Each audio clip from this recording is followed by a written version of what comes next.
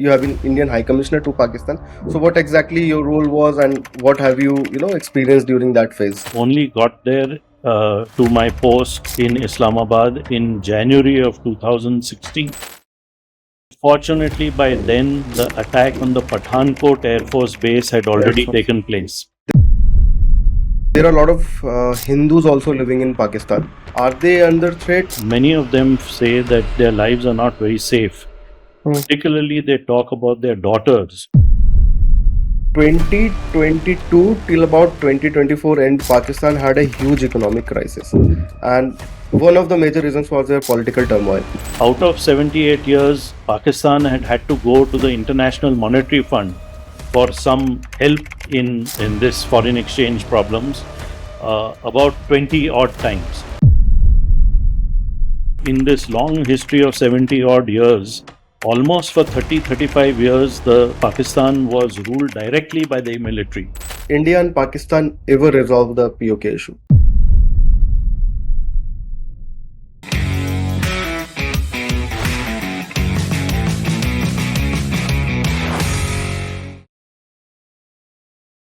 Gautam sir, thank you so much for your time. And this is going to be a really fast-paced, really crisp podcast. So the reason is people want to know about Pakistan. We discussed before the podcast. We don't see the actual truth, and personalities like you, people like you who have worked in Pakistan. So you have first-hand experience of the state, of the region, of the people. So you have been Indian High Commissioner to the Pakistan. Gautam sir, thank you so much for your time and welcome to the iRonik show. Thank you, Ronik. Thank you. Very happy to be with you. Pleasure, sir. So before we start, so we'll be talking about Pakistan. We'll be talking about the current scenario, Indo-Pak relations. The economic crisis. What exactly is happening in Pakistan? What the future of Pakistan? Before that, I would just like you to quickly summarize for our viewers what exactly have been your experience in Pakistan? What was your you have been Indian High Commissioner to Pakistan. So what exactly your role was and what have you experienced during that phase? Yeah. So, Ronik, thank you very much. I'm very happy to be on your podcast show. I was the High Commissioner of India, that is India's ambassador or India's government's main representative in Pakistan, Right. during 2016 and some part of 2017. In Right. fact, you will remember that Prime Minister Modi had visited the then Prime Minister of Pakistan, Mr. Nawaz Sharif, in December of 2015. Right. Had stopped over in Lahore for Lahore. a wedding of Mr. Nawaz Sharif's family. And therefore, at that point of time, there was some feeling in both India and Pakistan that perhaps there can be some understanding between the two countries, the two governments, and that perhaps the relationship will turn for the better. It was at that time, immediately after that visit, that I was appointed as India's High Commissioner, India's ambassador to Pakistan. I only got there to my post in Islamabad in January of 2016. Right. Unfortunately, by then, the attack on the Pathankot Air Force Base had already taken place.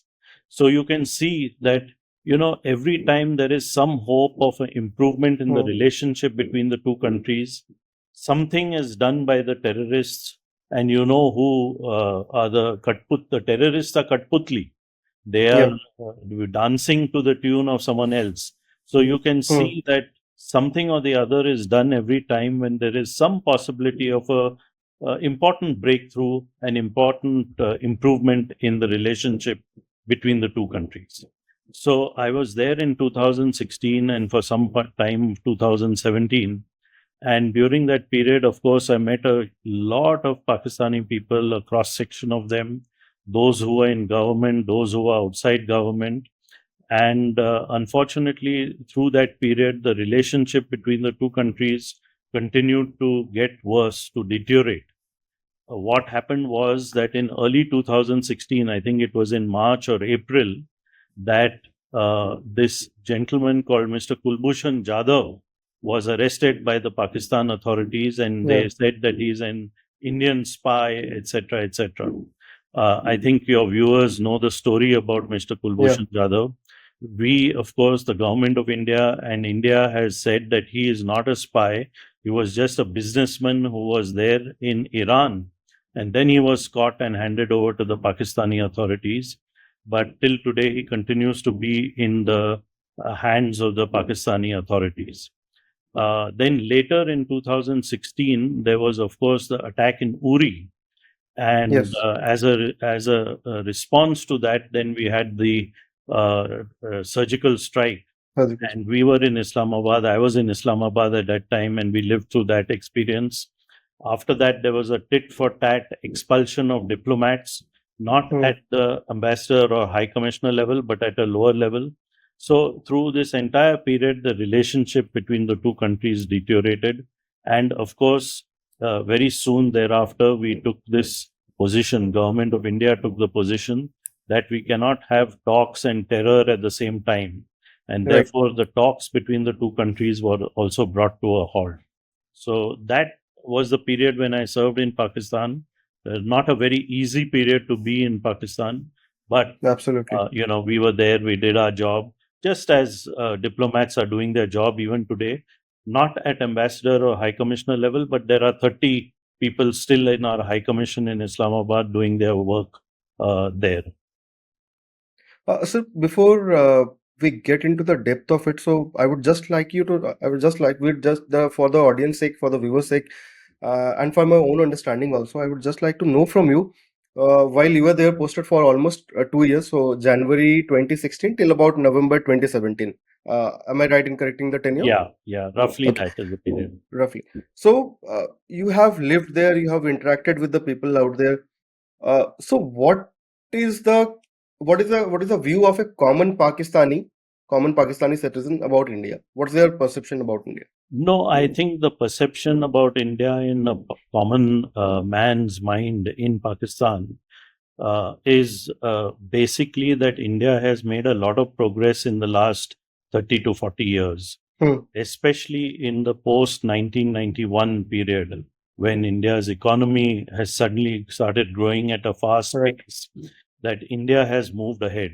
So they are very much aware that the infrastructure in India is improving, that industrial production in India is growing rapidly, that the quality of life of many Indians has improved, and for many Indians it is improving also even today. So that the standard of living is increasing every year because of this economic growth. So that is, I think, the primary thing that people have in mind. But at the same time, they also have in mind that unfortunately, Pakistan and India are at loggerheads, and that India and Pakistan are not friendly countries, that they are also, enemy countries. So that is also there in their minds. But I think what is uppermost in their mind is this rapid progress that India has started making in the last 30 to 35 years. Right. So one more question, probably. There are a lot of Hindus also living in Pakistan. So what's their current? I mean, what's their state out there? I mean, are they under threat, or it's like, I mean, they are just like normal people living out there? So you're right. There are Hindus living in Pakistan.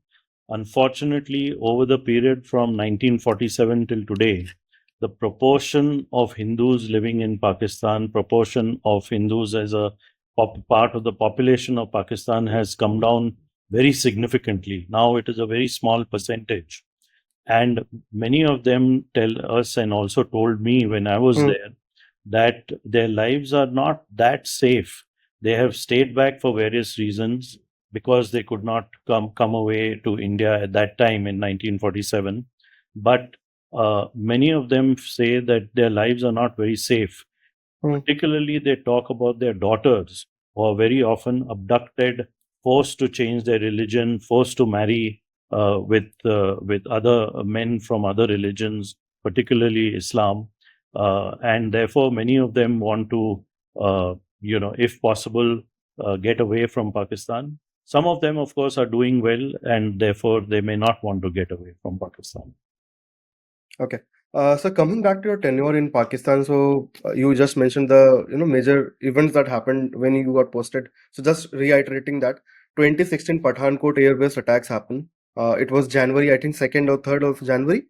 Then 2016 again September the Uri attacks happened, and and in response to that the surgical strikes happened. October Baramulla attacks happened. Sure. Then I think from that onwards, 2016 onwards, the bilateral talks between India and Pakistan completely stopped, came to a halt. Then again, 2017, when the Amarnath Yatra attacks happened. So, if you see the tenure that you had, and there was some major terror attacks that happened in India at that point of time. So, was there a point when there was a pressure on the Indian diplomats in Pakistan? I'm talking about the higher officials in terms of threaten to your life or to your family or anything of that sort? Yeah. No, I'll tell you that when the Uri attacks took place, at that time, the government of India indicated to me as the head of the family of Indian diplomats living in Islamabad that if there is some measures taken against the Uri attack, then we have to be careful at that point of time. And so when the surgical strike took place successfully, after they were over, an indication was given to me. And then after that, we took a little more care of our people, of our families who were there in Islamabad, so that they would not get into some kind of trouble or be caught by the authorities in Pakistan. So we did take some measures, and that was something that we had worked out with the government of India, the Ministry of External Affairs. But having said that, I didn't have any idea when the surgical strike will take place or what kind of strike it would be also. I didn't have any idea that it was done and over with. That was something which was kept very secret by the decision makers in New Delhi. Okay. So before we move on to the, understand more about Pakistan, Balochistan, talk about Imran Khan, Nawaz Sharif, Sabah Sharif, I just want you, if you can help us understand the overall geography of Pakistan. So what we understand from the parts of Balochistan, Khyber Pakhtunkhwa, then the Punjab side of it, the Sindh side of it. So can you help us, draw a map of Pakistan, how the Pakistan geography is, and which part of Pakistan is the urban population and which part is the most sensitive zone in terms of, brooding terrorism and all that? No, so Pakistan lies to the west of India. It is adjacent to, when the partition of India took place, it was basically, India was partitioned basically in Punjab and on the eastern side, of course, in Bengal. So there are two parts of Punjab, which is, of course, the western part of Punjab, which is in India, and the eastern part of Punjab, which is with Lahore as its capital, which is in Pakistan. And then beyond that, of course, there is Sindh province. Beyond that, there is Khyber Pakhtunkhwa, there is Balochistan, etc. Now, basically, at one point of time, I don't know if you know this, but when the line was drawn to divide Punjab, at that time, at first, it was decided by the British India that even Lahore will be a part of India. But then they realized that there's no major city of Punjab which is in Pakistan. So then the line was redrawn so that Lahore fell into Pakistan. And you can see that Lahore, when you drive to Lahore even today, you can see that it is an old town, at least 200-300 years old, and that there have been many important centers of governance in Lahore, such as the courts, the High Court, such as the military cantonment part of it, etc., etc. But apart from Lahore and a few other cities in Punjab, there is, of course, Karachi, which is the major port and which is a very big city in Sindh province. And there are some similarities between Karachi and Mumbai. especially because they are both on the seaside. But as you go further inward into Pakistan, to Balochistan and to Khyber Pakhtunkhwa, there are not too many cities. They become more rural, and therefore, I think they are a little more less developed than the cities of Pakistan. So that's the geography, I think, which is well known to many people in India. Okay. So could you also explain the PoK part of which is a Pakistan So occupied Kashmir there's part? a part of above Punjab and so on. There is a part which is where Pakistan occupied Kashmir lies, and then next to that, of course, is the Indian Union territory of Jammu and Kashmir. So that's one part of it in the mountains. Okay. So what exactly is the sentiment around PoK when it comes to Pakistani No, citizens? Do they? I think your viewers might know that we call it Pakistan occupied Kashmir or PoK, but the Pakistanis call it Azad Kashmir. So Right. they say that this part of Kashmir, ये जो हिस्सा है कश्मीर का वो आज़ाद हो गया है, और जो दूसरा हिस्सा है जो अभी हिंदुस्तान के कब्जे में है वो अभी आज़ाद करना है. And a lot of the terrorism, of course, is aimed around that whole issue. And this is not new. Even in 1947-48, when the raiders, the so-called Mujahideen, were sent into Jammu and Kashmir, they were also plainclothes people. They were tribesmen. They were not in army uniform. And Pakistan has used this sort of methodology right since 1947-48. Terrorism that is military, non-governmental people trying to do all kinds of military activity in India, especially in the Indian part of Kashmir, is not something new. It's something which goes back to 1947-48. You will remember, Ronik, even in 1965 war, when it started, what Pakistan did was to use non-combatants, that is non-military people, to start the war. And then it developed into a full-scale war where the militaries of both sides were involved. So this use of non-regulars, as you may call it, terrorists as we call them today, this was being used by Pakistan throughout its history. Even in 1999 in Kargil, the people who came in the heights of Kargil during the winter, they were not in uniform, they were in plain clothes. Later on, we realized that they were from the Northern Light Infantry of Pakistan, but they were made to show that they are not military people. And in fact, later their bodies were not even taken back by Pakistan. I think this is well documented in the history of the Kargil War, that it was India who had to give them a military burial, and not Pakistan refused to take their bodies back.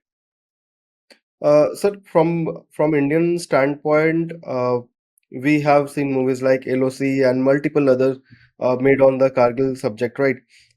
So, as Indians, we are pretty clear what happened in Kargil. So, is the sentiment same around in Pakistan? Do they also believe that it was a mistake of Pakistani army and the military to infiltrate into India? See, I don't think they accept that it is a mistake, because it was a decision taken by General Musharraf, who was then not only the chief of army staff of Pakistan, but he was, in complete control of the Pakistan military. And apparently he had not shared this information even with the then Prime Minister of Pakistan, Mr. Nawaz Sharif. But in the winter months, much before the snows melt, the Pakistan, these non-combatants or people in ordinary clothes, not in military uniform, came and occupied some of the Indian posts which had been vacated during the winter. That was the set pattern at that time, that in high winter the posts were vacated.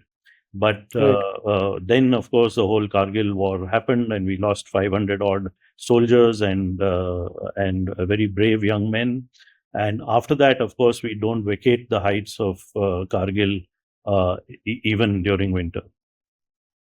Sir, when it comes to the Pakistani military, I mean, you compare it to any other country, right? So every country has a government, and under the government, the military, the army, the navy, the air force works, right?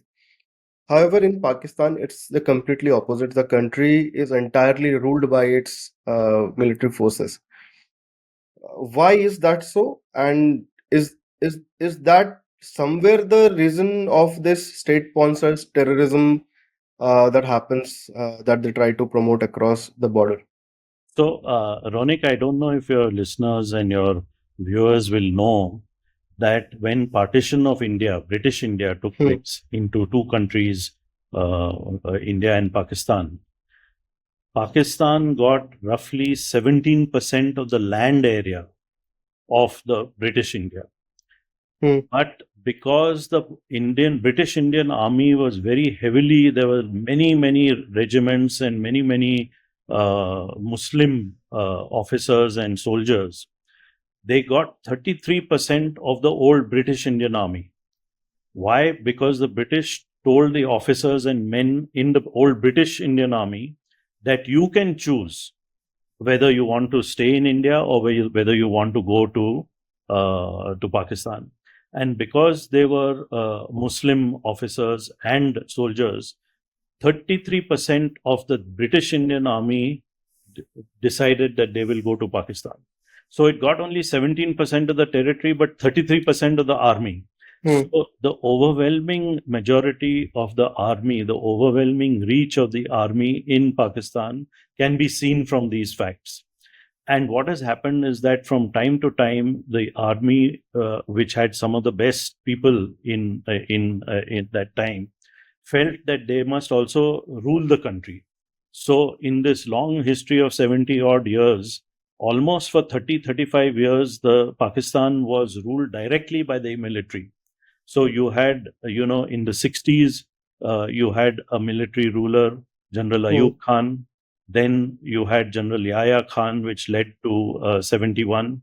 Then after that, you had General Ziaul Haq from late 1970s to late 1980s. Then you had General Musharraf. All of them ruled the country directly as the army ruler of Pakistan. In between, there were some spells of so-called democracy.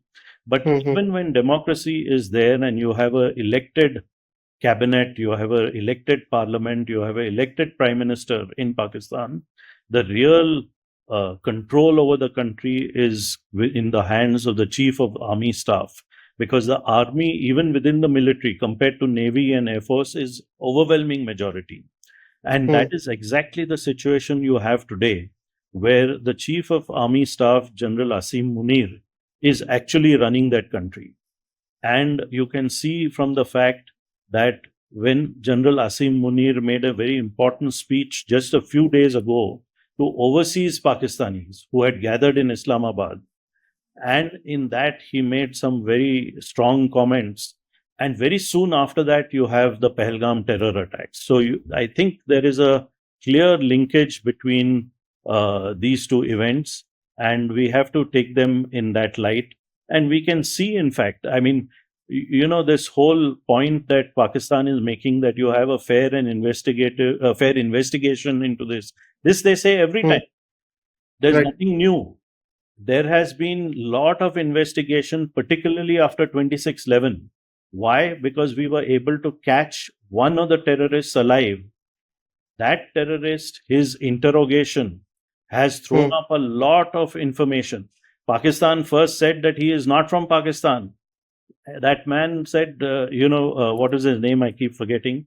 But Kasab. Kasab said, I am from Pakistan. This is where my home state is. This is where my hometown is. This is where my village is. So his whole interrogation at that time shows tremendous proof of the linkage between terrorism in India and the PoK, ISI at least, which is a part of the PoK army. Right. So to every time ask for more investigation takes time. And that itself good. So there is enough historical evidence of the linkage between terrorism in India and the PoK army. And not only are Indians convinced, but that information about Kasab's interrogation by Mumbai police was also a lot of intelligence agencies from other countries like Israel, USA, UK, they were allowed to participate in that investigation, in that whole interrogation of Kasab, and it is available to them, and therefore they also know the strong linkage between terrorism in India and the Pak Army, and therefore today no other country is saying, except for China, no other country is saying that show us proof, or what is the proof of that these people are from Pakistan, because there is enough evidence from the past. Every terrorist incident in the past, many terrorist incidents in the past, there is enough proof of the linkage between the two. So I think, Pakistan government asking for an investigation is just a very silly thing. I mean, they should also understand that the rest of the world stands with India because they know of this linkage. In the past, we have given them enough evidence, and we are giving them some evidence even from this particular Pahalgam terrorist incident. So, be it 2008 attacks or any other attack that has happened in India, so we have almost all the proof that the ISI and the Pakistan military has been involved. Right now, when it goes to Pakistan, every time they ask for the proof, and that has been provided, solid proofs have been provided to them, and they have thrown it out saying that it's all literature. So it does not make sense, right? Because on certain level, their media, the military cannot,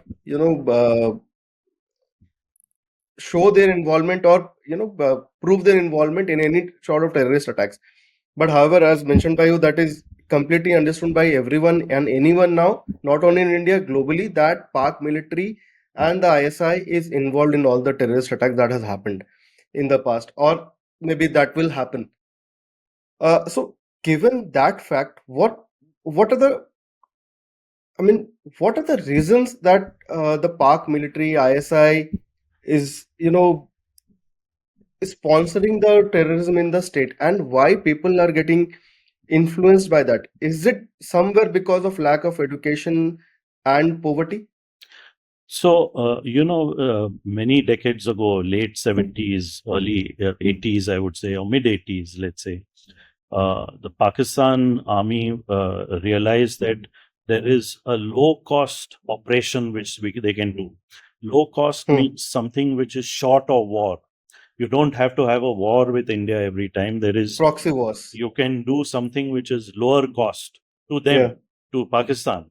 And that is this proxy war, which is done through terrorists. And ever since then, Pakistan has been financing, training, and also abetting cross-border terrorism against India, because for them, it is a low-cost option. It is at a level which is less than war, so the two countries don't break out into war. But at the same time, as many people have described, they're trying to have death by 1,000 cuts. So that is why they went for this option, and they continue with this option. Recently, what we have started to do, you will remember that after the 26/11 incident in Mumbai, the Mumbai terror attacks, of course, India didn't do anything. But more recently, we have started showing Pakistan that it is not such a low-cost option. There will be some costs for terrorists incidents that happen in India. So you had after Uri, you had the surgical strike. After Pulwama, you had the Balochistan airstrike. And I think what will happen after this incident also, we'll have to wait and see. But there is a high likelihood of some kind of action which will show to the Pakistani army, that these are not options without any cost. There are costs involved. And so that is something that we will need to do, and we will have to raise the cost to the Pakistani army of doing such incidents. But at the same time, we have to also, have our counter-terrorism measures or anti-terrorism measures at that peak. We cannot relax at any point of time, either now or in the future. So I think we have to keep our counter-terrorism efforts going. We have to raise them, and we have to ensure that we do not relax them because no incident has happened for 1 year or 6 months or 9 months or 12 months. We have to keep that, we have to keep our antenna up all the time. So all the governments that have come in India, we have all tried to have bilateral talks, neutral talks with Pakistan to for counter-terrorism together and to bring peace in the valley and also to the two countries, right? Be it just before 2008, I think that was a time when we all thought that the relationship with Pakistan could improve, but there, here and there, they continued the terrorist attacks. Then the bigger one happened in 2008. 2016, before you took up the Indian High Commissioner to Pakistan, Modi ji's visit to Pakistan, which you mentioned, to Nawaz Sharif's relatives' wedding. In all those situations, wherever we think, wherever the two governments, try and sit together for talks to maintain peace in both the countries, there are people who, who cannot digest that. Right, and it's again mostly the military and the ISI and the state-sponsored terrorism who are not able to digest that there should not be peace between the two countries, else their overall motive goes for a toss. Whenever anything of that sort of happened, they have come back and hit us, and that has deteriorated the entire relation. Having said that, before and after abolition of Article 370, right? Uh, is that also a major factor in deteriorating peace between the two countries? I mean, there was never a peace, but Yeah. is it a major factor? So, if you go by what has been said by Pakistan, when Article 370 was done away with in 2019, August 5, there were strong words and protests from Pakistan government. At that time, I think it was Imran Khan who was the Prime Minister of Pakistan, and other people in his cabinet and in the Pakistan military also. They strongly protested that Article 370 was done away with, because they thought that this was something fundamental which was changing in the Indian part of the then state, but then later Union Territory of Jammu and Kashmir. Now, the fact of the matter is, whether there's Article 370 or whether it is a state or whether it is a Union Territory, this is an administrative arrangement within India of how India governs one part of its territory. There are other parts of India, of course, which are also governed like that. Some are states, some are union territories. Like Goa was a union territory till fairly recently, then it was made into a state. So these are administrative arrangements which Indian people and Indian governments, both state and center, are in charge of. No other country can decide whether what these kind of what arrangements will be there. So it was something which was quite we could not understand protests from Pakistan, or even for that matter from China, to these changes in administrative structure that India was making. Of course, I think the Pakistanis also felt that change or removal or abrogation of Article 370 would make a huge difference to Jammu and Kashmir. And actually, it has made a difference to Jammu and Kashmir. It had become more and more peaceful. People were leading normal lives. Children were going to school. People were going to work. Tourism operators were beginning to see an increase in tourism. And I think that is something which, as you rightly said, some parts of Pakistan, if not all of it, cannot tolerate. And therefore, from time to time, they have done incidents, whether it is in Amarnath Yatra or now in Pahalgam. So talking about Imran Khan's arrest in, I think, 2023. Yeah. I think 2022 till about 2024 end, Pakistan had a huge economic crisis.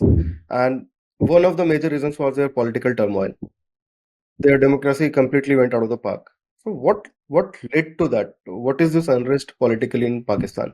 Yeah. So let me first start with the economic crisis, Ronik, because that also people have to understand that in the 75, 78 year history of Pakistan, from time to time, repeatedly, it has had these foreign exchange crises. What does that mean? It means that Pakistan is not exporting as much as it is importing, and therefore it cannot pay for its exports. it cannot pay for its imports, sorry. So it is not earning enough foreign exchange in order to pay for its imports. And this sort of crisis has had repeatedly happened in Pakistan over 78 years. I think out of 78 years, Pakistan had to go to the International Monetary Fund for some help in this foreign exchange problems about 20 odd times. So it shows that these foreign exchange crises are something which are endemic to Pakistan's economy. Habitually, they are not earning enough to pay for what they buy from across the world. They are not exporting enough to pay for their imports. And a similar sort of crisis happened at that time. Their foreign exchange had fallen to a very low level, where it was where they had foreign exchange only for imports or for few days. And this crisis was something which has been repeating itself in Pakistan. But the crisis was so sharp this time that it led to a political kickback or a political, it was also a political problem. And therefore, I think that was the price which was paid by the Imran Khan government and by Imran Khan himself. Sir, how do you think the future of Pakistan is? What does 2025 hold for Pakistan? 2025 and maybe the first half of I think 2026. despite the fact that it has now got an IMF loan, despite the fact that other countries like Turkey, UAE, China have also given it some foreign exchange loans, the crisis continues in Pakistan because this is habitual. Over 70 odd years it is there and it will continue. That from time to time there will be a foreign exchange crisis because they don't export enough and they cannot pay for their imports. So that is something which they are faced repeatedly. But every time someone bails them out and they are able to come out of the crisis, but there will be another crisis in a few years on foreign exchange. So you can be sure of that. In the meantime, what has also happened is that Pakistan's GDP growth has come down very sharply in the last few years. Yeah. Not only because of foreign exchange crisis, but also because of COVID and many other factors after that. So I think their economy is in a very sensitive situation. What is happening is that the military is asking for more and more money to arm itself and to buy arms and so on. But there is no money available because the Pakistan economy is in quite a mess. So because of that, the previous Chief of Army Staff, General Bajwa, he tried to focus on Pakistan's economy and on trying to make it grow. He said, let's have a ceasefire between India and Pakistan, which came into place till recently. It was in place for almost 2 or 3 years. And when you have a relatively peaceful line of control, then they can focus more on economic matters. But I think that has not succeeded. It has failed. And Pakistan is still in an economic crisis of low growth, of not enough foreign exchange, and it is not being able to manufacture enough to sell outside the country to meet its import requirements. So this is an ongoing economic problem for Pakistan. So while China is not the subject of today, but when we talk about Pakistan, we cannot, it cannot happen that we completely rule out China of the equation because of China's support to Pakistan, right? What is this about China and Pakistan's allegiance and the Chinese continues to show their support to maybe soft support to Pakistan every single time? No, I think it's very, very simple. And I can once again, I was a former diplomat, Ronik, Right. but now I'm a social scientist. I teach, I write, etc. So we look at long-term trends. So when you look at the history, you will realize that in the 1950s, we had a very good relationship between India and China. There was at one stage where some people in India, I don't agree with it, but some people in India used to call it Hindi Chini Bhai Bhai. Now, in international relations, there can never be any Bhai Bhai, or there can never be any permanent enemies also. So, I don't agree with that, but there was a period when India China were very close. But as the India China relationship started to get bad in the late 1950s, started in 1957, 58, etc., the Pakistan China relation became very, very good. And the reason for that is very simple, Ronik, because what happens is that, if you look at Chanakya Niti, you will see that your friends, your enemy's enemy is your friend. Yes, friends. So that is exactly what has happened between China and Pakistan as India-China relations deteriorated in 50s and then in the early 60s, and you had the India-China conflict in 1962. Pakistan-China relations became better and have always stayed good since then, because India's relationship with both Pakistan and China has always been very difficult and tense. So it is nothing but Chanakya Niti, where your enemy's enemy becomes your friend. That is the principle which is happening between China and Pakistan. They describe it very differently. They say it is a relationship which is higher than the mountains and deeper than the seas, things like that. But those are only words to describe it. The fact is that it is a very strong relationship now for almost 50, 60 years. So we'll keep China as a separate discussion, and we'll again invite you for that. Sure. So now coming in back to Pakistan. So it's not only on the Kashmir front that Pakistan is engaged, Pakistani military is engaged with India. It's also within Pakistan, the Balochistan side of it, where they are engaged with Baloch army. What's happening with Balochistan? What is the overall issue with Balochistan? So when the partition of India, British India took place, and two countries of India and Pakistan were drawn up and came into existence, at that time itself, the Balochis had said that, look, we want a separate country. But the British Indians, the British colonial rulers didn't give that option at all. They said you have to join either one or the other, and Balochistan became a part of Pakistan.